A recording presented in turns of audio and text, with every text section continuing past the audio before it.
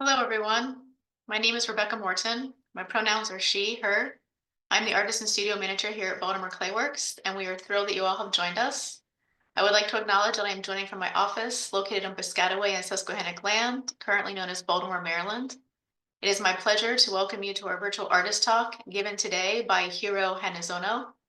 Hiroe is a native of Japan, is a Philadelphia-based ceramic artist who produces uniquely designed tableware in her home studio.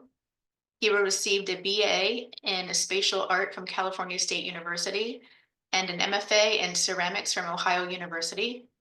She has participated in numerous residencies, which include Archie Bray Foundation, the International Ceramic Research Center in Denmark, the Clay Studio in Philadelphia, where she was awarded the 2008 to 2009 Evelyn Shapiro Foundation Fellowship, and most recently at William and Mary, where she received the 1939 Artist in Residence. Besides her studio practice, Hiroe teaches a variety of ceramic classes and college art foundation courses in Philadelphia. For more information about our artist talks, please visit our virtual library at baltimoreclayworks.org and tune in for our next artist talk on Tuesday, December 3rd with Sandra Torres from 1:30 to 2. And I will now turn it over to Hiroe. Hello, everybody. Thank you so much, Rebecca, for introducing me. Also, thank you, Baltimore Clayworks, for giving me this opportunity to give a talk to everyone today. Hi, my name is Hiroe Hanazono, and I'm in Philadelphia. And I'll be talking about how I got into clay, some influences, my work processes, and also what I've been working on these days. Also, some images of my work in this presentation are not necessarily chronological order. So just so you know. Wait. Wait, how do I flip? Okay, sorry. I have a great passion for food, and I have to admit that I am obsessed with food. Everywhere I travel, the first thing I want to do is to find a local market and see what people eat in different places. I enjoy every aspect of anything to do with food. Not only I enjoy eating, I enjoy planning, preparing, and cooking meals. I went to Ohio University for grad school, and they used to have an annual brat-off contest at their kiln yard. They invited visiting artists every year, and they became the judge of the year's brat-off contest. And I've actually won first prize twice and won both second and the third prize in the past. So I have like 4 trophies at home. So I think maybe I should put that on my resume someday, maybe. So because of my love of food, I make functional pottery. I am originally from Japan. And if I say that, everyone asks which part of Japan are you from? So here is a map. This is where I'm from. I grew up right next to the Pacific Ocean, eating lots and lots of fish. I'm from Fukushima Prefecture. I moved to United States in early 90s. I first moved to San Francisco Bay Area, and as soon as I got there, I was in love with the weather and the fact that there were so many immigrants that I was able to expose myself to different cultures, especially their food. I encountered pottery soon after I moved to California. I studied ceramics at the City College of San Francisco and Cal State University in Hayward. Since I love anything to do with food, it was very natural for me to make functional pots. I enjoy every aspect of creating pottery, from planning, making, and to the final piece. I compare the act of cooking meals with pottery making. They both share the same steps of manipulating raw materials into the final product. In Japan, we have many festivals throughout the year, and many of them are associated with our major religion, Buddhism and Shintoism. There are certain food offered in family altars and shrines in specific festivals or occasions. Also, some forms of food are decorated in the house, or we eat special meals on specific events. One of the Japanese festival, which happens in February, is called Setsubun, that marks the end of winter and the beginning of spring. On that day, we have a ritual of throwing beans. We throw roasted soybeans from inside of the house to the outside of the house, hoping all the bad evils go outside of the house. Also, we eat those roasted soybeans according to the age, hoping all the good luck comes to you. So if you are 10 years old, you pick 10 soybeans and then you eat those. In New Year, we decorate pounded rice cake in the house. We also eat rice cake during New Year, and by decorating and eating it, we hope to have a healthy long life. All food that we decorate, offer, or eat during certain festivals have meanings. We also believe that good meal must satisfy the eyes as well as the taste buds. We believe that when we eat, we not only expect to have a good taste, but also expect to have a visual pleasure. The aesthetic presentation of food is very important part of having a meal in Japan, and that is also something that comes naturally to us. So besides how we present the meal, each plate and the bowl that accompany the meal become very important part of dining experience. So this is one of the meals that I had at the Japanese inn where I stayed. And this is just from the one dinner setting, and we use multitude of different dishes for specific purpose. Yeah.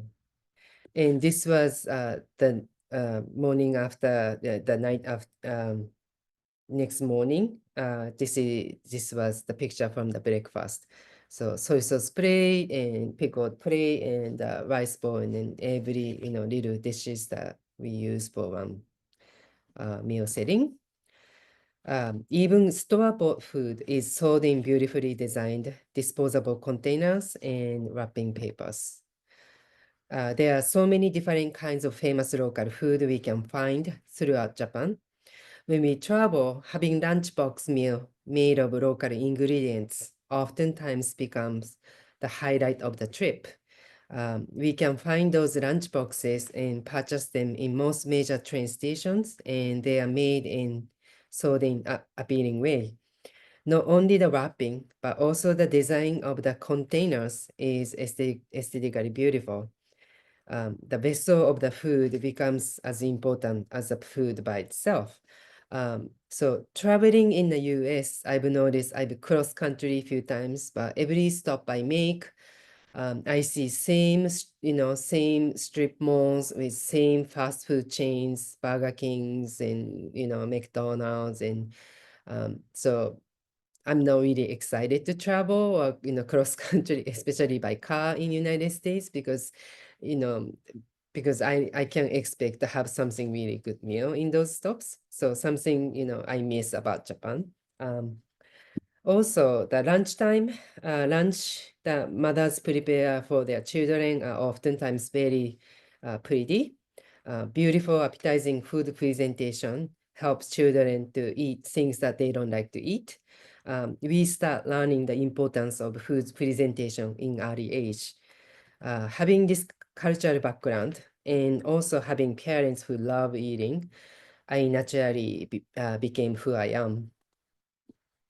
I love food, both cooking and eating, and that is the drive keeps me wanting to create functional pot. I mentioned earlier that I first started doing ceramics at City College of San Francisco. I don't have any images of my work from those years. Unfortunately, they were super not really good quality, but I don't have any images from them. But I found images from my teacher. So I I studied with Don Santos. So when I was at City College in San Francisco, he saw that I was pretty serious into ceramics because I kept taking, clay classes. So one day he asked me if I'm interested in becoming a studio assistant along with few other students. And my English was pretty bad. My English is still not that great, but and then I felt very special, and he treated all the studio assistants like his family, and we used to get together at his house, and sometimes I would house and babysit their dog. Um, that's when I also started learning about how to mix clay and glazes, and how to load the kilns and all sorts of things. I transferred to Cal State University, and there, so next few slides are the work that I made for my thesis show. At Cal State, I studied with Mark Bogarski, who now teaches at Sacramento City College. I don't know back then, I don't know why I was making all the tea sets for my thesis show. I was kind of interested in making like a puzzle like design, and they don't really function. They're, funky shapes, and I don't know what I was thinking back then, but these tea sets on the tray and comes apart, and they're all tea sets and ugly glazes if I look at them now, but they all come apart and become tea set. And also every summer I would go to Mendocino Art Center to take a workshop from different artists and trying to learn something new that I wasn't able to learn at school. Summer of 2003, I took a workshop with Robbie Lobel. At that time, she was a resident artist program coordinator at the Worcester Center for Crafts in Worcester, Massachusetts. Now she lives in Whidbey Island in Washington State, and maybe some of you might know that she has a business called Cook on Clay with her partner Marion, and still making amazing work. So this is Robbie and her work. At that time, so 2003, at that time when I took her workshop at Mendocino, I was done with my school and struggling to figure out what to do next. She asked me if I would consider coming to the center and develop my work. So I flew one day and to check the studio and the area and see if I could possibly move there. And right after coming back from the trip, I made my decision. I gave 2 weeks notice to my waitressing job, packed and moved to Worcester, Massachusetts. I drove 3,000 miles from west to east coast, and I ended up there at the Worcester. Since I didn't know anybody, I hardly ever had any obligations. I lived in one of the craft center's old textile studio. I don't think it exists now. Um, and which was across from the parking lot of the center. So I was right there, and I just made work.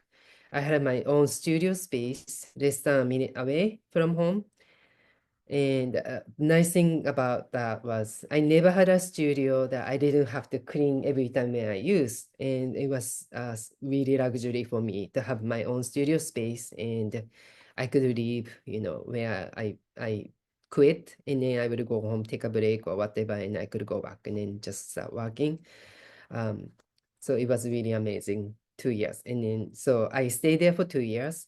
First year as a special student and the second year as a resident artist. So next few images, some of the work that I made while I was in Worcester. And while I was there, I was also studio assistant. So I learned a lot about materials, studio operations, and how to maintain high volume studio. They were offering so many community classes. So I had to maintain, fixing, making all the glazes for, 200 plus students. I was also exposed myself to so many great artists in different medium, since the craft center had other than ceramic studio. So they had a textile studio, they had a wood studio, jewelry studio. And so I was exposed to so many, different amazing artists there. Also, some great arts in different medium. During my 2 years in Worcester, I tried making work with different clay bodies and different firings, such as gas, reduction gas, soda, salt, and wood firing. I also had chance to assist many amazing ceramic artist workshops and learned so many new techniques. Um, and I noticed myself that I was kind of good at in copying other people's work by watching if I wanted to, So if I take a workshop and then if somebody gives a Hindu demo and then I try to, mimic that, or, if I see something and I try to make like, somebody's work. But then I knew at the end of the day, I knew that wasn't my work. So I struggle a bit trying to figure out my style of work, but I wasn't sure. But I just kept, making and making, and so making, all the sets of dishes and different forms, and then I applied a bunch of grad schools, and if I didn't get in anywhere, I was going to give up and going back to Japan. But I got lucky and I was accepted to the school I wanted to go, and I went to Ohio University in Athens, Ohio. So that was 2005. Yeah. And then I studied with Brad Schwieger, Alex Hibbett, Robert Boomer Moore, Chuck McWeeny, Joe Boba, and so many other amazing visiting artists. So OU was a 3-year program, and there were so many like visiting artists came while I was there. So I got to study with so many amazing artists while I was there. And in the beginning of my grad school years, I was still making similar work from Worcester, combining white and dark clay. And I had to say that it was really torturous 3 years. There were so many times that I thought I wasn't going to make it, and I don't know how many times I cried, but I didn't really enjoy it while I was there. I was forced to move out of my comfort zone. I'm sure many, people who has gone to grad school probably have the same feelings. Um, they just pushed me around and I didn't know the answer, but I tried to do so many different things. And I tried low fire clay, hand building. I did some raster firings.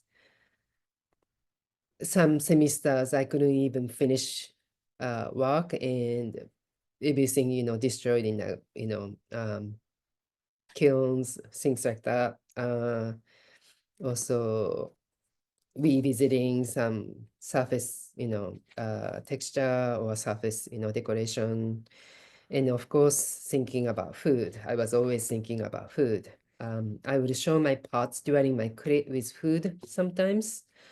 And during this time, I was switching my work, switching my process from thrown and hand-built form to mold making and slip casting form. Because some of the forms or some of the shapes that I wanted to make was really difficult for me to hand build. So I needed to slowly move to mold making and slip casting. For inspiration, I'm attracted to some aspects of modern interior design and architecture. I am especially fascinated with designs that are clean and simple. The best example can be some architectural design by Tadao Ando. His designs are almost severe in their simplicity as opposed to intricate Victorian designs. So his designs are not competitive with anything that comes to his space. I use this example with my pottery making. In architecture, the artist must consider how people and furniture fit into the overall design, while in pottery making, the vessel for the food must enhance the presentation of the food that they will eventually contain. So I believe that the minimal design allow for the anything comes into it. So food also brings all the colors and textures. So I want to make dishes that have minimal design to harmonize with the food. In order for me to make pots that consist of what I was looking for, I decided to use mold making and slip casting process. I've been using plaster mold and slip casting for about 18 years, and I would like to talk a little bit about the process. So first, I always start from sketching and come up with precise drawing on the paper, and then transfer that drawings to make my prototypes. Sometimes I use wooden materials like MDF to make my prototypes. I use quite a bit of woodshop tools, power tools, and hand tools to make my prototype, and then make a plaster mold, and then slip cast. So these images are from my grad school years, and then so these prototypes became these dishes, and then after cast, and then take pieces out from the mold, and then the finished work. So all these works are from my thesis show, and so it was about 16 years ago. Wow, time passes so quickly. So these are the work from my thesis show from Ohio University. So I finished in 2008, and then I also made all my work double walled. So these are all hollow shape, hollow forms. So everything on my thesis show was double wall. And again, I hated all those 3 years. I hate to say that, but it was so torturous. But if I didn't go through those times, I probably won't be doing ceramics now, I feel. It was a torturous 3 years, but I have tremendous support from teachers and colleagues I went to school with, and some of them are still super supportive, and they are amazingly valuable good friends. And after I finished OU with no stress, I went on summer residency at the Archibald Foundation in Helena, Montana. So summer of 2008. There I met amazing artists again, and I learned a lot from, some of the artists like Jeremy Hatch, amazing, another artist that, I learned a lot from him about mold making. And in the summer studio, I don't know if it's the same today, but there I developed and then I made this Sunday set. So these are still all double walled, chunky double walled pieces that I made. And while I was making those, I was thinking about this. I'm sure everybody does this. The guy eating a fried chicken in the car, or eating hamburgers, or this is Peter Morgan eating sandwiches in front of a computer while he's working. I'm sure everybody's familiar with this, and I do that too. But when I was making all these chunky double wall form, I was thinking that, even 10, 15 minutes, sit down and enjoy your meal. These dishes are not easy to handle. And so I was thinking about, slow down. Uh, it's okay to, spend 10 minutes, outside of your studio or, off your desk, and then enjoy your meal. And that was the hope, when I was making all these chunky dishes. And then I got lucky and I got fellowship from the Clay Studio in Philadelphia in 2008. So I moved to Philadelphia.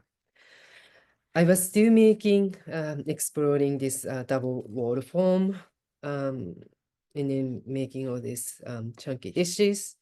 But also, after first year, my end of fellowship year, I had to have a show.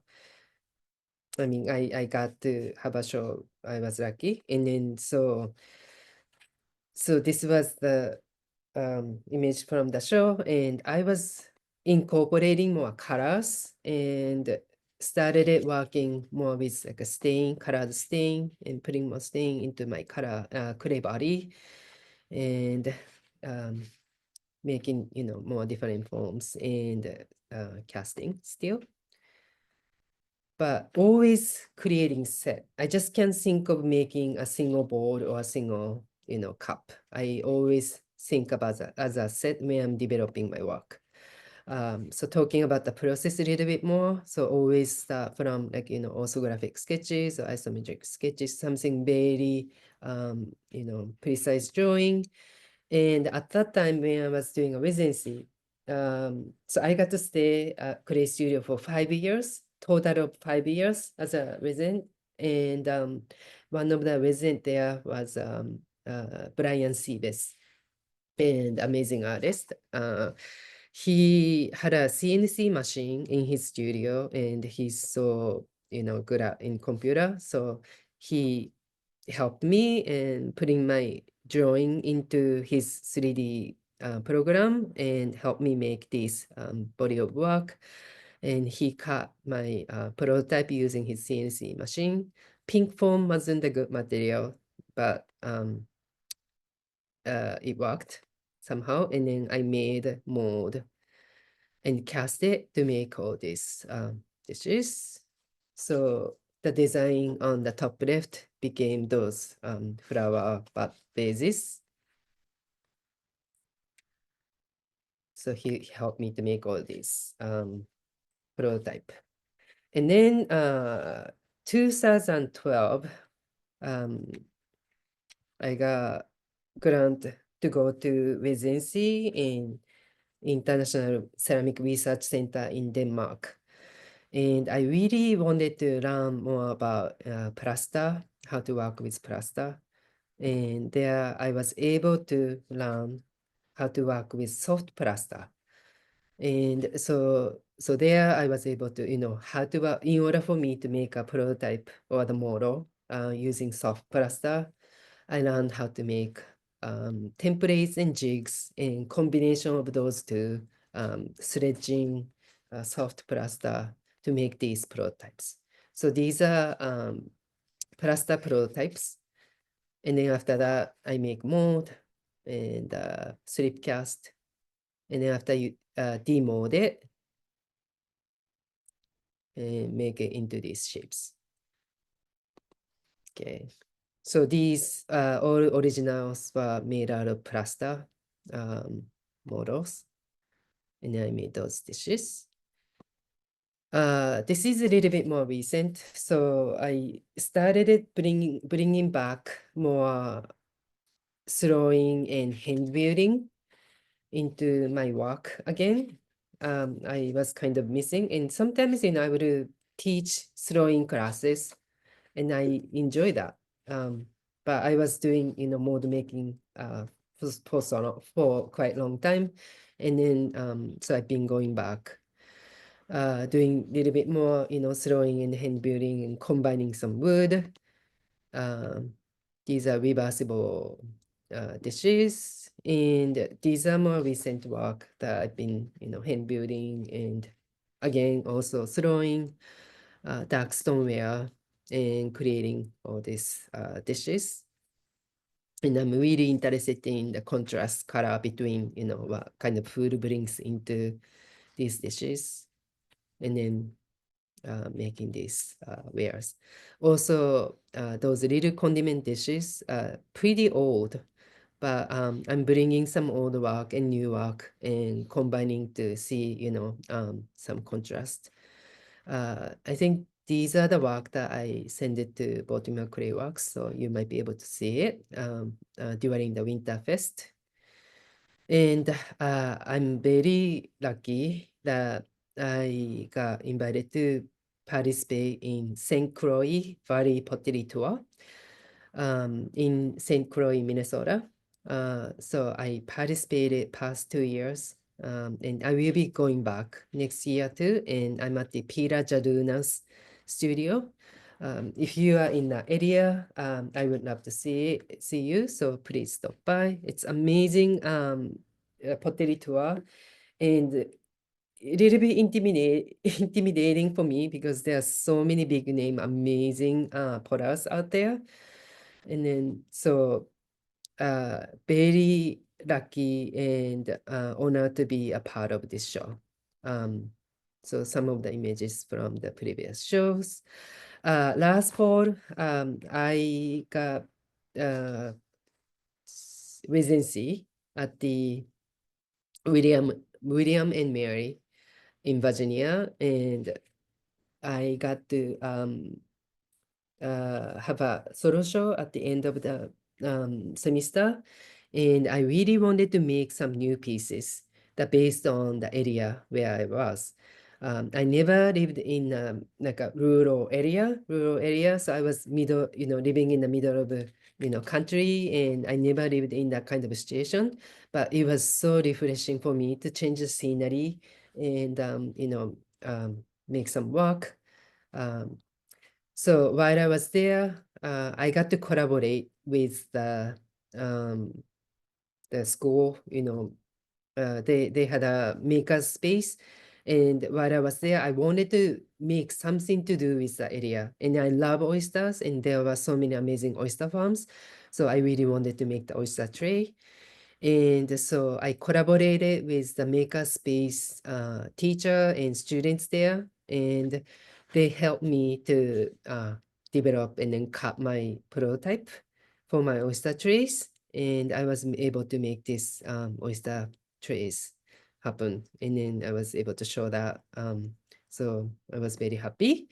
I'm still in Philadelphia, and I'm still affiliated with the Clay Studio, and I still teach there, model making class. And they moved to this brand new building. I don't know if any of you might have visited already, but they just had a 50th anniversary, and they moved to this new location a few years ago, and all the classes are up and running, and it's just amazing space, and I've been, very fortunate, very lucky to be part of, here. And then it's only like 5 minutes away from my house, so I go there pretty often.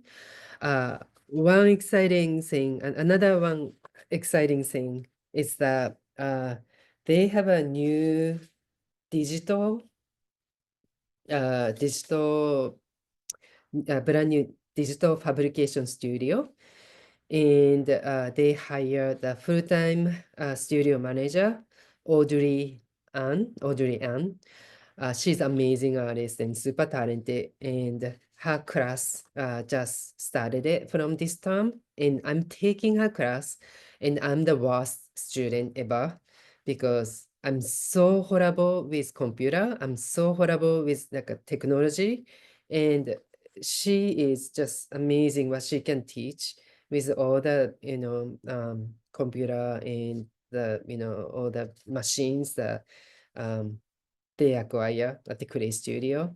So everything I was doing by hand could be happen with all computer technology. And so they have a 3D printing, clay printing machine, 3D, how do you call the plastic printing machine that I can make a prototype if I know how to use the 3D program on the computer. So you can basically print a model, and then I can make a plaster mold and slip cast, or they have just amazing machines, and I'm learning slowly. I don't know where I'm gonna go from this technology, uh, but I'm excited to learn something new. Um, this is my partner, Craig. He's very supportive of me. I'm more handier than him, but he's pretty handy. Um, we also got, some handed down CNC machine recently. So it's really good for me to take Audrey's class because I'm like learning Rhino and try to run this 3D program. So, my partner Craig and I can utilize the machine, the handed down machine that we have at home. And so we need to learn it, how to use it. So um, I'm excited about how, where my work is going. I still want to explore, dark clay and, white clay combination. And this is my little dude. He also gives me emotional support, and I'm gonna continuously make my work. And it's good that I use my work at home, and I can really learn myself where to how I wanna change next time, and so I'm excited about going back to studio. Okay, that's all. Thank you so much.